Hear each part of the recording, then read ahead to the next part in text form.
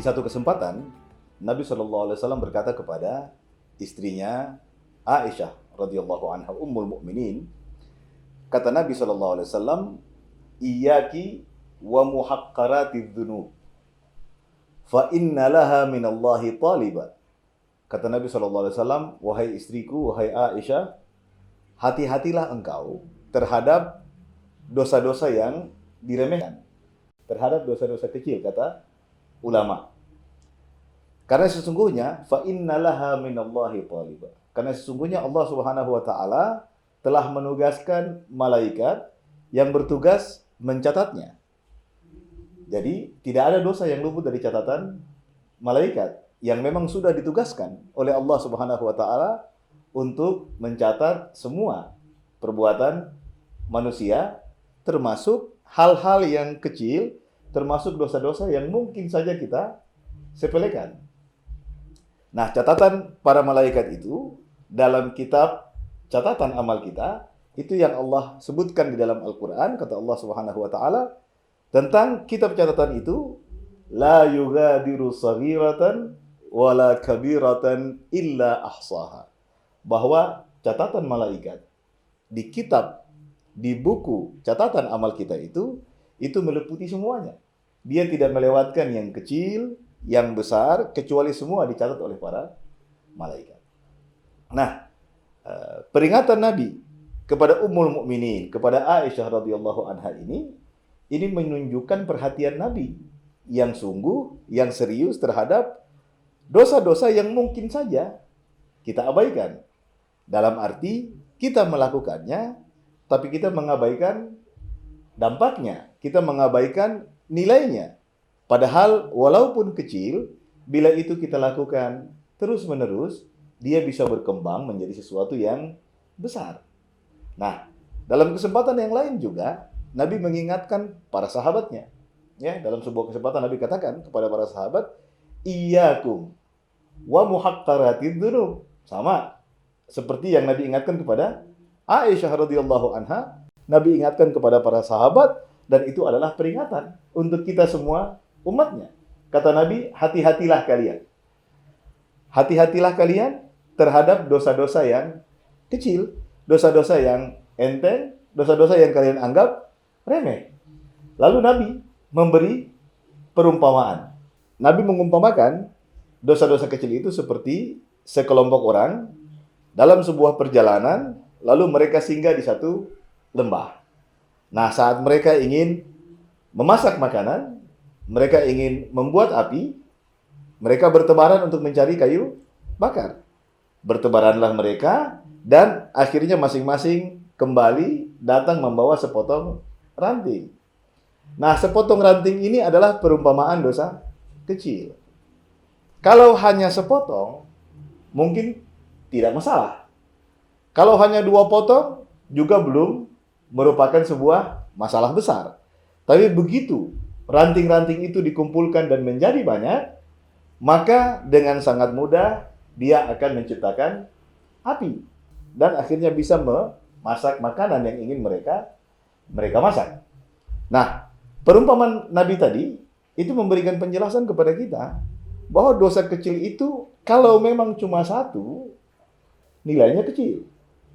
Tapi begitu dia dikumpulkan, karena anggapan remeh di hati kita, anggapan enteng di hati kita bahwa dia hanyalah sesuatu yang kecil, akhirnya membuat kita merasa mudah untuk mengulangi kembali, melakukan kembali, dan lama-lama yang kecil-kecil itu menjadilah sesuatu yang besar, dan begitu dia menjadi banyak dan besar, jadilah seperti yang Nabi perumpamakan, dia bisa menciptakan sebuah api, dan jadilah dia sesuatu yang tidak bisa dianggap remeh lagi. Nah, karena ada sikap dari kita, manusia, yang menganggap bahwa ini hal yang sepele, kita abaikan. Kita anggap bukan masalah besar. Akhirnya dengan mudah kita mengulangi melakukannya. Kata Imam Ghazali, dosa kecil itu saling tarik-menarik. Nah, begitu dia saling tarik-menarik, dilakukan terus-menerus, maka dia akan membesar, dan dia bisa sampai mempengaruhi, kata Imam Ghazali rahimahullah, ujung kehidupan kita. Yang kita harapkan mudah-mudahan kita berakhir dengan akhir yang baik, dengan husnul khatimah, dosa-dosa kecil yang kita lakukan terus-menerus bisa saja mempengaruhi harapan kita di akhir kehidupan kita. Nah, itu juga yang mungkin dirasakan oleh Abu Bakar As-Siddiq radhiyallahu anhu. Dengan tingkat keimanannya yang tinggi, sensitivitasnya yang luar biasa, ia merasa betul saat mendengar surat Az-Zalzalah Allah turunkan kepada Nabi Muhammad SAW. Dan Allah menjelaskan di dalamnya tentang bagaimana hari kiamat terjadi. Lalu di bagian akhir dari ayat itu ada ayat yang sangat kuat menyentuh kita semua, dan Abu Bakar dengan sensitivitas imannya yang tinggi pasti juga sangat tersentuh. Begitu Allah Subhanahu wa taala mengatakan, "Faman ya'mal mithqala dzarratin khairan yarah wa man ya'mal mithqala dzarratin syarran yarah." Barang siapa melakukan kebaikan sekecil apapun, sebesar biji sawi sekalipun, dia akan mendapatkannya dicatat oleh Allah Subhanahu wa taala, dan begitu pula bila dia melakukan keburukan, dia akan mendapati tercatat dalam catatan amalnya, dalam buku yang dikhususkan Allah Subhanahu wa taala menjadi catatan dan rekaman dari amalnya. Nah, itu menunjukkan bagaimana Abu Bakar juga sangat hati-hati. Karena Nabi telah mengingatkannya. Ya, tadi kita sebut bagaimana Nabi mengingatkan Ummul Mukminin Aisyah. Nabi juga mengingatkan para sahabat. Nah, rasa waspada, rasa sensitif terhadap dosa-dosa kecil, inilah yang juga harus kita miliki saat ini sebagai umat Nabi Muhammad SAW, agar kita menjadi umat yang patuh dan taat terhadap peringatan beliau, dan manfaatnya agar dosa-dosa kecil yang mungkin kita lakukan tidak berubah menjadi banyak, menjadi besar, dan pada akhirnya berakibat buruk bagi kita di akhir kehidupan kita ataupun nanti di akhirat kelak. Momentum Ramadan ini adalah bukti sayang Allah kepada kita. Allah juga tidak ingin membiarkan kita berada dalam dosa, dan dosa itu akhirnya berakibat buruk pada kita. Dalam hadits qudsi, Nabi SAW bersabda bahwa Allah berfirman, "Inna rahmati sabaqat ghadabi." Sungguh rahmat Allah, kasih sayang, cintanya selalu mendahului kemarahannya. Nah, bukti sayang Allah kepada kita itu telah ada di hadapan kita. Pada bulan Ramadan nanti, ini kesempatan yang luar biasa, bukti Allah sayang sama kita.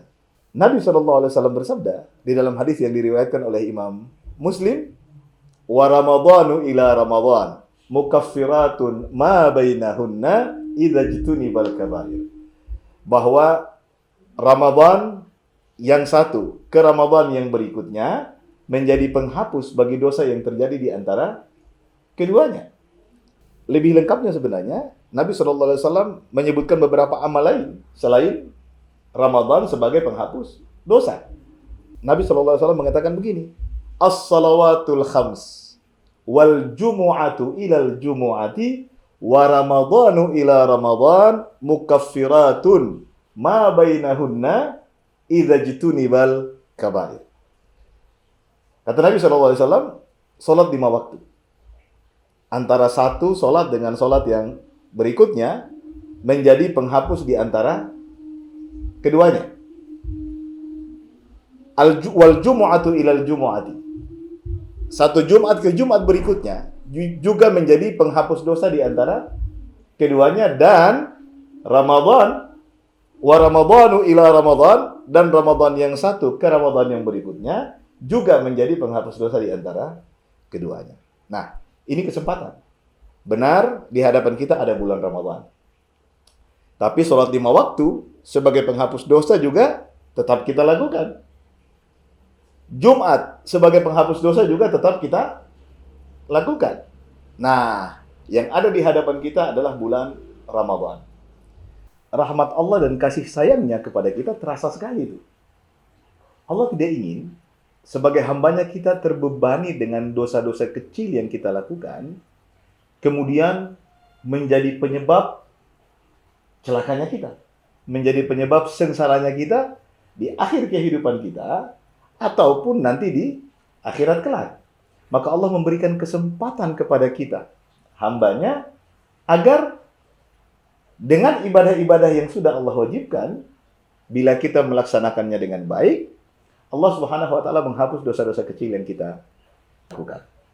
Nah, Allah menyediakan sholat 5 waktu yang sifatnya harian. Karena bila kita sholat subuh misalnya, lalu kemudian kita sholat zuhur nanti, nah, dosa kecil yang terjadi di antara keduanya dihapus oleh Allah Subhanahu wa taala. Begitu pula saat kita melaksanakan sholat asar. Dan begitu selanjutnya. Ini momentum penghapusan dosa yang Allah siapkan kepada kita yang sifatnya harian. Nah, mungkin ada pertanyaan. Apakah bila Allah telah menghapus dosa kita dengan sholat 5 waktu, akan tersisa dosa lagi? Jawabannya bisa jadi. Kenapa? Karena 2 hal. Pertama, kita tidak mengetahui berapa banyak dosa yang kita lakukan. Berapa banyak dosa yang kita remehkan. Berapa banyak dosa kecil yang karena sederhana, kita dengan mudah melakukannya, dan bisa jadi sebagiannya kita lupakan. Dan bisa jadi kita tidak ingat lagi sebagian dari dosa yang kita lakukan itu. Nah, yang kedua, tidak ada di antara kita juga yang mengetahui berapa nilai ibadah yang kita lakukan, berapa nilai sholat yang kita lakukan di mata Allah Subhanahu wa taala. Kita berada dalam satu shaf di masjid, melaksanakan satu sholat tertentu, tapi begitu selesai sholat dan keluar dari masjid, masing-masing kita mungkin membawa pahala yang berbeda-beda. Ya, ada yang membawa pahalanya banyak, ada yang membawa pahalanya sedikit. Itulah nilai dari sholat kita, dan tentu Allah akan menyesuaikan dosa kecil yang akan dihapus olehnya dengan nilai dari ibadah kita, nilai dari sholat kita dalam hal ini. Nah, begitu yang dijelaskan oleh Nabi Sallallahu Alaihi Wasallam. Jadi kata Nabi, ada orang yang sholat, usai melaksanakannya, dia merasa mungkin sudah baik. Tetapi ternyata yang dicatat oleh Allah Subhanahu wa taala dari sholat itu hanya 1/10-nya.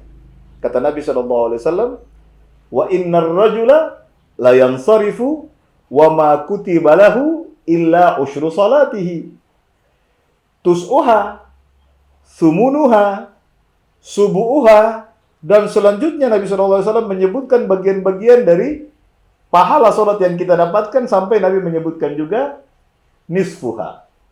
Jadi kata Nabi Sallallahu Alaihi Wasallam, bisa jadi setelah seseorang menunaikan salat, yang ia dapatkan dari salatnya hanya 1/10, 1/9, 1/8, 1/7, 1/6, 1/5, 1/4, 1/3, atau 1/2.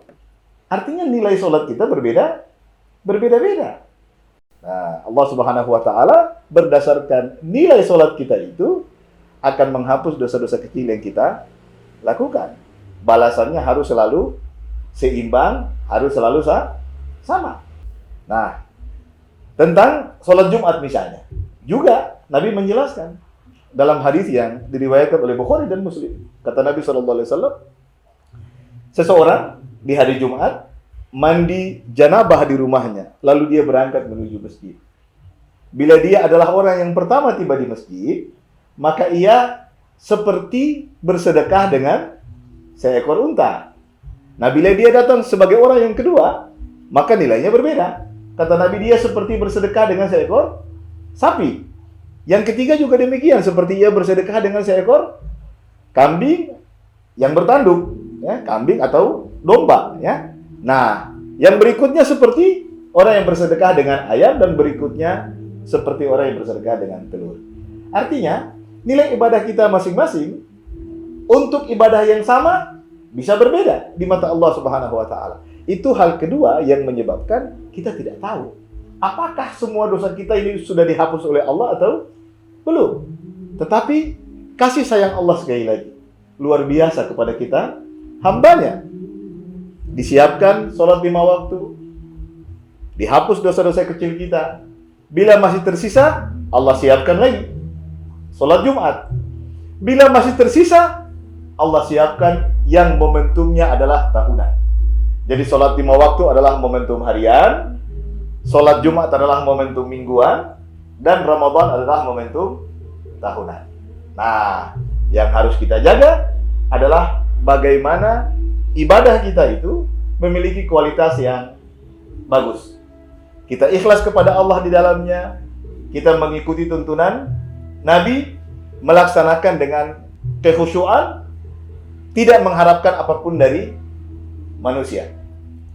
Salat kita laksanakan secara maksimal, salat Jumat juga demikian, dan puasa yang ada di hadapan kita, puasa Ramadan juga kita lakukan dengan maksimal, sehingga kita tidak hanya mendapatkan lapar dan dahaga, tapi kita benar-benar membawa pahala yang luar biasa dari puasa, dan mudah-mudahan dengan itu tidak ada lagi tersisa dosa dalam catatan keburukan kita, tapi kita melaksanakan puasa dengan baik, memanfaatkan bulan Ramadan dengan maksimal.